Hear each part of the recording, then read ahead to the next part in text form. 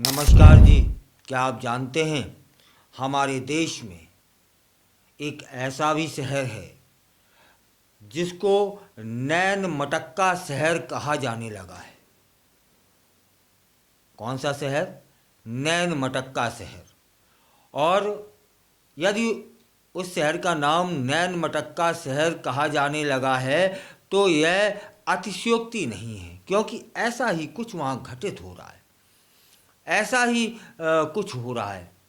ताज्जुब तो यह है कि इस शहर के जो लोग हैं, जो प्रेमी जोड़े हैं, वो प्रेम तो करते हैं लेकिन शादी करने दूसरे शहर चले जाते हैं। यह हो रहा है वहाँ। थाने, एसपी ऑफिस कभी कभी तो भर जाते हैं। उसे प्यार की नगरी लोग कहने लगे हैं। ऐसा ही एक शहर है राजस्थान में जिसको चीरू कहा जाता है। और उस शहर को अब नैन मटक्का शहर कहा जाए तो कोई अतिशयोक्ति नहीं होगी। हम यूं ही नहीं कह रहे हैं, हम यूं ही हवाबाजी में बातें नहीं कर रहे हैं। कोई मजबूत आधार हैं। सिर्फ इस शहर में ही नहीं बल्कि पूरे जिले में प्रेमी जोड़ों की संख्या दिन प्रतिदिन लगातार बढ़ती जा रही है। प्रेमालाप में सराबोर ये प्रेमी जोड़े जब किसी मुसीबत में फंसते हैं ना, तब पुलिस की शरण लेने लगते हैं। और इस जिले के एसपी ऑफिस में हर रोज कोई ना कोई प्रेमी जोड़ा बैठा आपको मिल ही जाएगा। कई बार तो चार चार पांच पांच प्रेमी जोड़े आते हैं। इसलिए लोग उस कस्बे को, चीरू को नैन मटक्का नगरी कहने लगे हैं। मैं मानता हूँ प्रेम होना कोई बुरी बात नहीं है। प्यार कभी भी, कहीं भी, किसी से भी हो सकता है। प्रेम की को सीमा में नहीं बांधा जा सकता। लोग कहते हैं कि यह सभी बंधनों से इतर होता है। हाँ, यह जरूर है कि रिश्तों का ख्याल रखना चाहिए, मर्यादा रखनी चाहिए और मर्यादा का पालन करना भी जरूरी है। आज हम जिस नैन मटक्का कस्बे की बात कर रहे हैं उसका नाम है चीरू। चीरू शहर ही नहीं बल्कि पूरे जिले में प्रेम विवाहों की जो संख्या है वह चौंकाने वाली है। बहुत छोटा सा शहर है, बहुत छोटा सा शहर, लेकिन जमाने की हवा इस कदर लगी है कि कुछ पूछो नहीं। पश्चिमी राजस्थान के बीकानेर संभाग का यह शहर ज़्यादा बड़ा और आधुनिक भी नहीं है, लेकिन आधुनिक जमाने की हवा से यह ज़िला अब अछूता नहीं है। ऐसा लग रहा है कि सारी पूर्वाई, सारी पश्चिम की जो हवा है वह चीरू में आके ठहर जाती है। यहाँ पर प्रेम की जो हवा है वह बड़ी तेज बहती है, या यूं कहें कि अन्य इलाकों से ज़्यादा तेज बह रही है तो गलत नहीं होगा। दिलचस्प बात यह भी है कि चीरू के ये प्रेमी जोड़े वहीं प्यार करते हैं और बाहर शादी करने चले जाते हैं। चीरू को प्यार की नगरी कहा जाने लगा है। वहाँ प्रेमी जोड़े प्यार करते हैं और शादी करने के लिए अधिकांश ये जोड़े गाजियाबाद चले जाते हैं।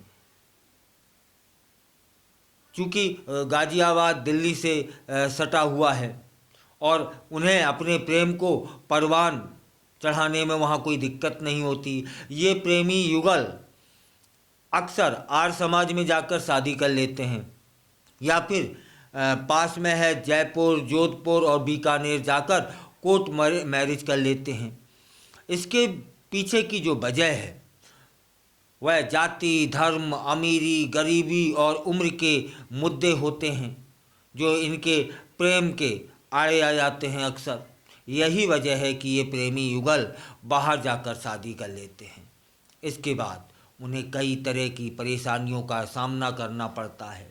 हर रोज़ कोई ना कोई प्रेमी युगल एसपी ऑफिस आता है, तब वहाँ देखा जाता है तो वो कहते हैं कि परिवारजन परेशान कर रहे हैं, समाज परेशान कर रहा है, हमें अपने जीवन बचाना मुश्किल हो रहा है, इसलिए हम पुलिस की शरण में आए हैं, पुलिस अब हमारी मदद करे।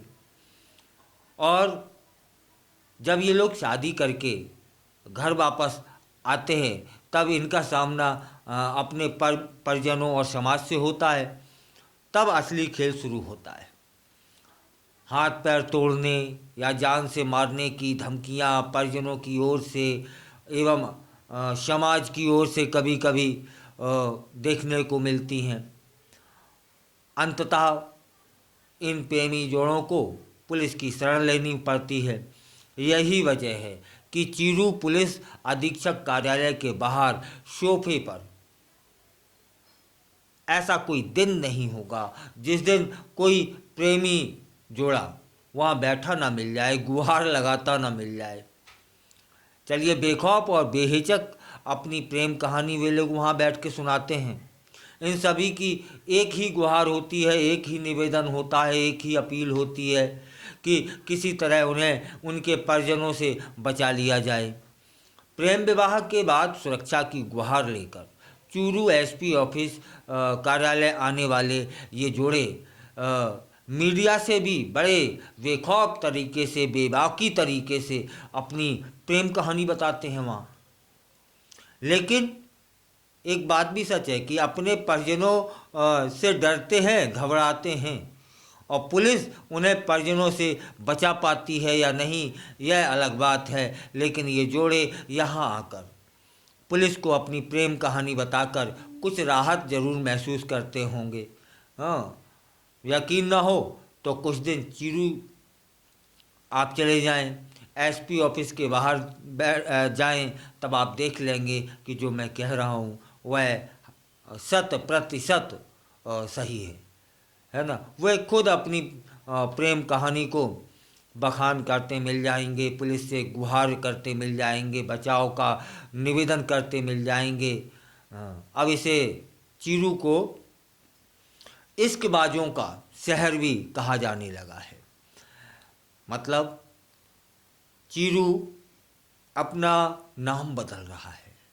चीरू अब इश्कबाजों का शहर कहा जाने लगा है। चीरू अब नैन मटक्का शहर भी कहा जाने लगा है। और क्योंकि वहाँ पर ये पता नहीं कौन सी हवा आ गई है कि प्रेमी जोड़ों की संख्या दिन प्रतिदिन बहुत बड़ी मात्रा में बढ़ती चली जा रही है, और भाग जाते हैं गाजियाबाद या वहाँ आर्य समाज में जाकर शादी कर लेते हैं, घर आते हैं तब उन्हें परेशानियों का समाज का सामना करना होता है, या फिर वे कोर्ट मैरिज जयपुर में, बीकानेर में, जहाँ उन्हें सुविधा हो वो कर लेते हैं। लेकिन ताज्जुब यह है कि अभी यह प्रतिशत बहुत बढ़ा है। इसके पीछे का कारण क्या है, यह प्रशासन को जानना होगा। क्या वाकई में ये प्रेम है? क्योंकि रोज के रोज 4, 5, 6 जोड़े, और यहाँ यह भी जानना जरूरी है कि यदि ये प्रतिशत बढ़ रहा है तो इससे, जैसे आज किसी ने ऐसा किया, इससे पूर्व 6 महीने 1 साल पहले जिन ने किया है, भाग के आर्य समाज में या कोर्ट मैरिज करके वापस आ गए हैं, पुलिस ने सुरक्षा दे दी है, रहने लगे हैं, तो वाकई में आज उनका जीवन कैसा है? क्या वे वैवाहिक जीवन ठीक से जी पा रहे हैं? उनमें ऐसा क्या है कि जो संख्या बढ़ रही है? यदि वो वैवाहिक जीवन उनका ठीक चल रहा है तो यह भी एक कारण हो सकता है कि जो नए लोग हैं, नए युवा हैं, उन लोगों का अनुसरण कर रहे होंगे। और यदि उनका वैवाहिक जीवन ठीक नहीं चल रहा है तब फिर प्रशासन की जिम्मेदारी है कि उनके कड़वे अनुभवों को समाज में लाएं, जागरूकता फैलाएं, जिससे यह जो दिन प्रतिदिन बाढ़ सी आ गई है न चीरू में, वह कम हो पाए। अंततः आते तो पुलिस की शरण में ही है, तो पुलिस की शरण क्यों लेनी पड़ती है?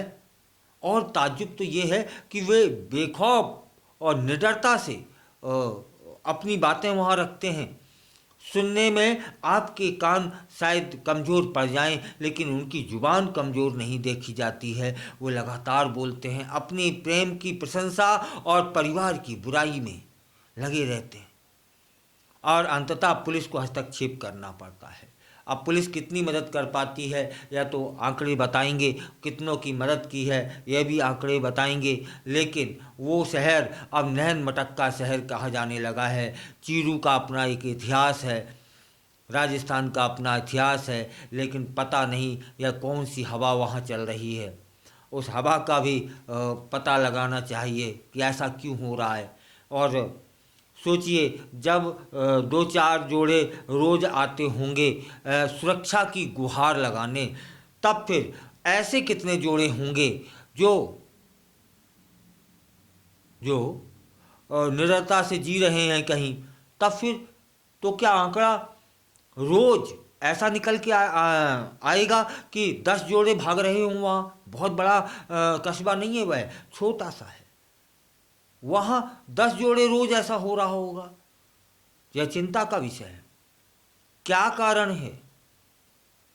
और ये प्रशासन की जिम्मेदारी यहाँ एक बन जाती है समाज की, कि जिन्होंने पूर्व में ऐसा किया है उनका वैवाहिक जीवन कैसा चल रहा है। यदि कष्ट में है तो उन चीज़ों का एक मर्यादित तरीके से प्रचार प्रसार करना चाहिए, जिससे लोग सबक लें।